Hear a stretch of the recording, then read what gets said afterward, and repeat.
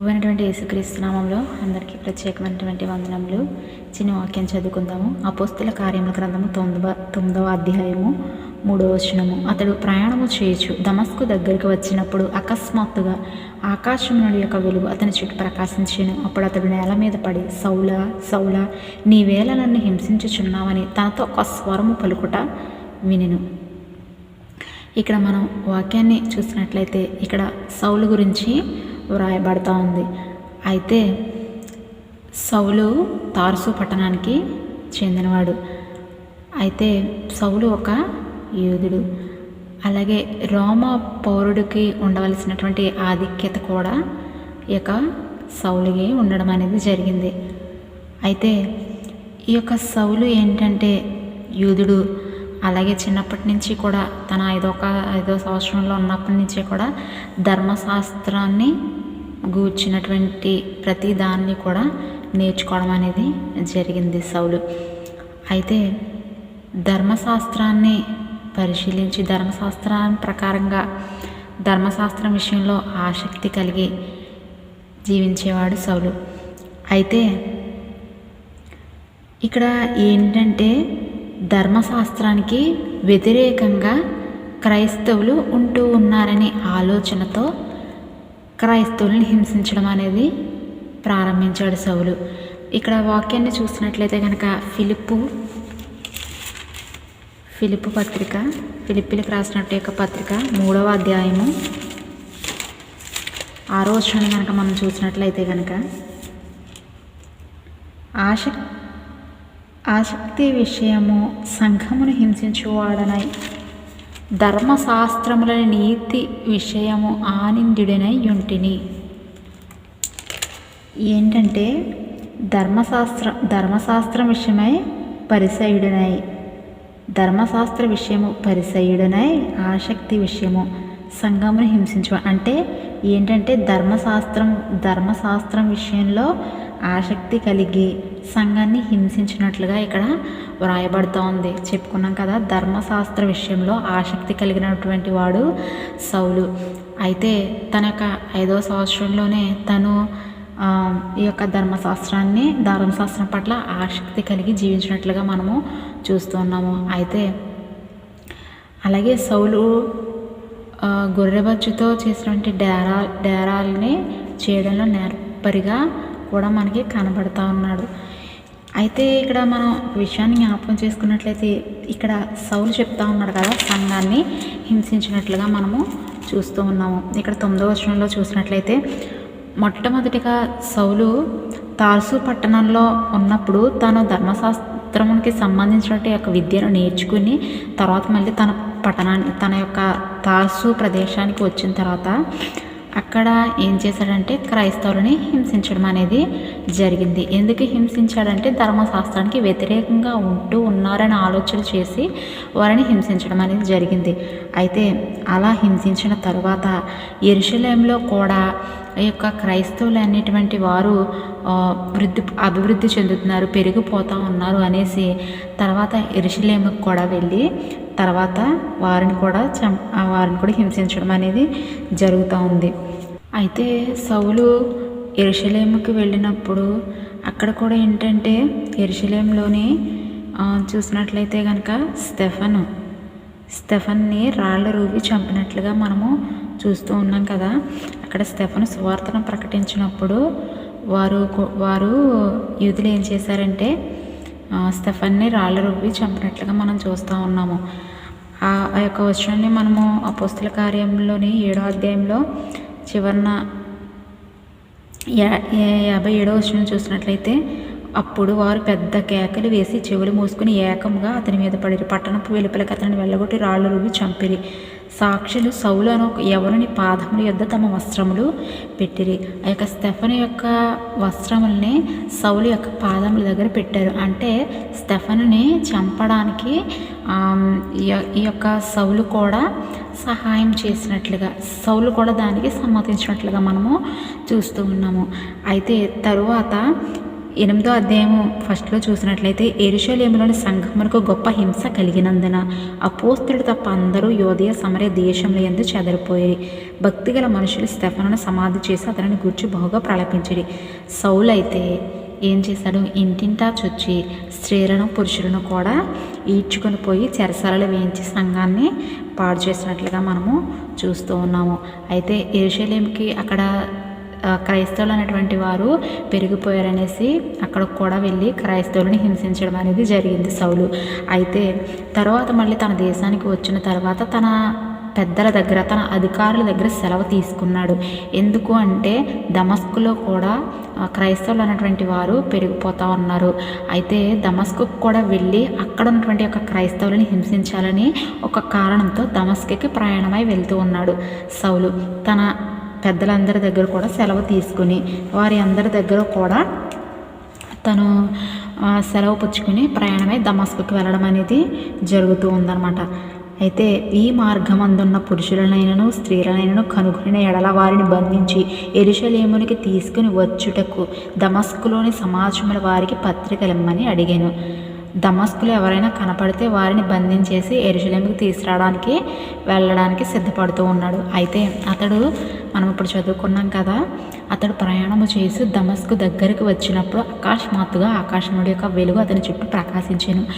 అతడు ఎందు నిమిత్తము ప్రయాణమై వెళ్తూ ఉన్నాడంటే దమస్కులో ఉన్నటువంటి పురుషులనేమి స్త్రీలనేమి ఈడ్చుకుని వచ్చేసి యెరూషలేములో ఉన్నటువంటి యొక్క చెరసాలలో వెయ్యాలి, వారిని కూడా హింసించాలని ఏకైక కారణంతో బయలుదేరి సౌలు వెళ్తున్నట్లుగా మనం చూస్తూ ఉన్నాము.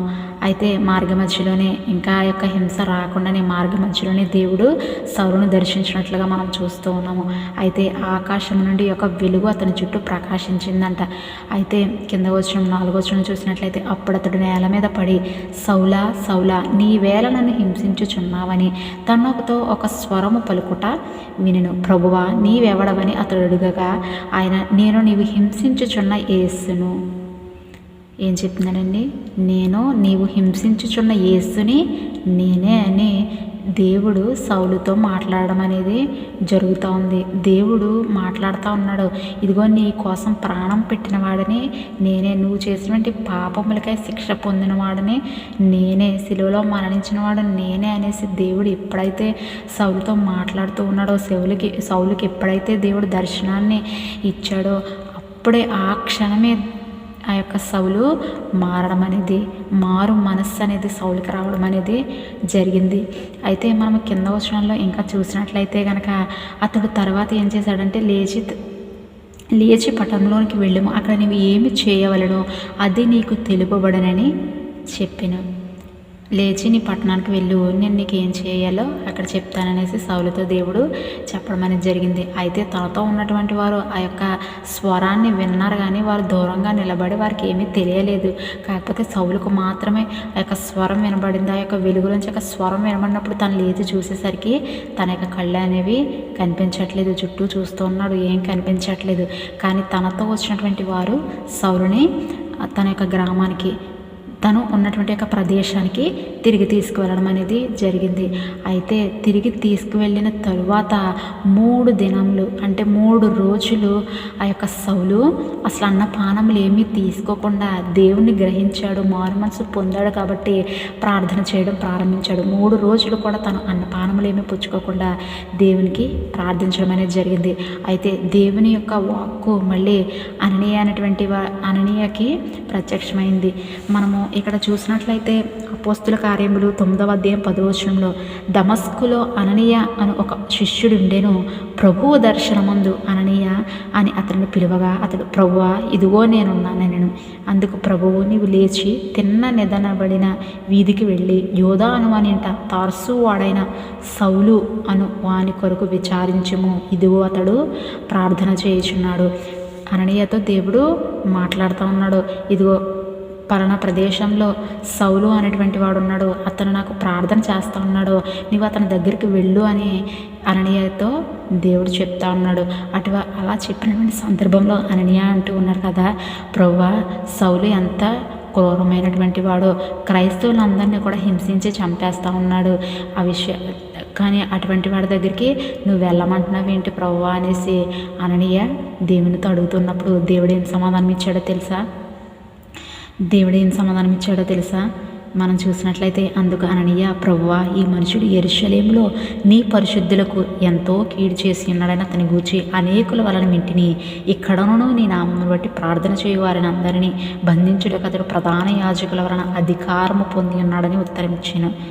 ఏంటి హింసించే ప్రజలందరినీ కూడా, క్రైస్తవులు అనబడినటువంటి వారిని అందరినీ కూడా హింసించడానికి తను అధికారం కలిగి ఉన్నాడు ప్రభువా. ఎంత బాధ పెట్టాడో, ఎంత శ్రమ అతని వల్ల నీ యొక్క బిడ్డలు అనుభవిస్తున్నారో ప్రభువా అనేసి అననీయ దేవుడితో మాట్లాడుతూ ఉన్నాడు. అయితే దేవునితో చెప్తున్నటువంటి సందర్భంలో దేవుడు అంటూ ఉన్నాడు కదా, 15వ వచనం చూసినట్లయితే అందుకు ప్రభువు, నీవు వెళ్ళుము, అన్యజనుల ఎదుటను రాజుల ఎదుటను ఇశ్రాయేలుల ఎదుటను నా నామము భరించుటకు ఇతడు నేను ఏర్పరచుకున్న సాధనమై ఉన్నాడు. ఏంటండి? అన్యజనుల ఎదుట రాజుల ఎదుట ఇశ్రాయేలుల ఎదుట నా నామమును భరించడానికి ఒక సాధనముగా ఇతనిని వాడుకోబోతా ఉన్నాననేసి దేవుడు చెప్తూ ఉన్నాడు. ఒక్క విషయాన్ని ఆలోచించినట్లయితే సౌలు ఎంత క్రూరుడండి. సౌలు ఆడవారిని పట్టించుకోలేదు, మగవారు పట్టించుకోలేదు, ఎవరిని పట్టించుకోలేదు. స్త్రీ పురుషులని ఎటువంటి భేదము లేకుండా వారిని ఈడ్చుకుని పోయి చెరసాలలో వేసి బంధించినట్లుగా, హింసించినట్లుగా, ఎన్నో బాధలని క్రైస్తవుడు ఎన్నో బాధలకు గురి చేసినట్లుగా చెప్తున్నా. అలాగే చంపినట్లుగా స్టెఫన్ని చంపడానికి అతడు సహాయకుడుగా కూడా ఉన్నట్లుగా మనం చూస్తూ ఉన్నాము. దేవుని నామాన్ని అవమానపరిచాడు, ఆఖరికి దేవుణ్ణి హింసించాడు. అయితే అటువంటి వాడిని దేవుడు ఎన్నుకుంటూ ఉన్నాడు. నేను ఒక సాధనంగా వాడుకోబోతా ఉన్నాననేసి అననీయతో దేవుడు మాట్లాడుతూ ఉన్నాడు. ప్రియ సహోదరుడా, ఇప్పటి వరకు నీవు ఎన్నో పాపములు చేశావు కదా. ఇప్పటి వరకు నువ్వు చేయకూడనటువంటి ఏమి చేసినా కూడా, నీవు దేవుని హింసించిన, దేవుని నామం ఎరిగి కూడా నువ్వు ఒకవేళ పాపం చేసినా కూడా, ఇక్కడ సౌలు వలె నీవు నీ యొక్క మనస్సుని నువ్వు కఠినంగా ఉంచుకున్న సమయంలో కూడా దేవుడు నిన్ను విడిచిపెట్టకుండా దేవుడు నిన్ను ఒక సాధనంగా వాడుకోబోతా ఉన్నాడు. ఆలోచన చేస్తూ ఉన్నావా? నువ్వు ఎటువంటి పరిస్థితుల్లో ఉన్నా కూడా దేవుడు నీ కోసం ఒక గొప్ప ప్రణాళికను, ఒక అద్భుతమైనటువంటి ఉద్దేశాన్ని పట్ల దేవుడు కలిగి ఉన్నాడు. ఎంతో క్రూరుడైనటువంటి సౌలును ఆ యొక్క రాతి గుండెను మార్చినటువంటి వాడు యేసయ్య ఈరోజు నిన్ను కూడా మార్చిపోతా ఉన్నాడు. ఆలోచన చేయి ప్రియ సహోదరుడా. అయితే దేవుడు మాట్లాడుతూ ఉన్నాడు, ఇదిగో అతని నేను ఏర్పరచుకున్న సాధనమై ఉన్నాడు. ఇతడు నా నామము కొరకు ఎన్ని శ్రమలను అనుభవింపవలనో నేను ఇతనికి చూపుదునని అతనితో చెప్పాను. ఇతడు నా నామం బట్టి ఎన్ని శ్రమలు పొందాలో నేను అతనికి చూపిస్తాను అనేసి దేవుడు చెప్తా ఉన్నాడు.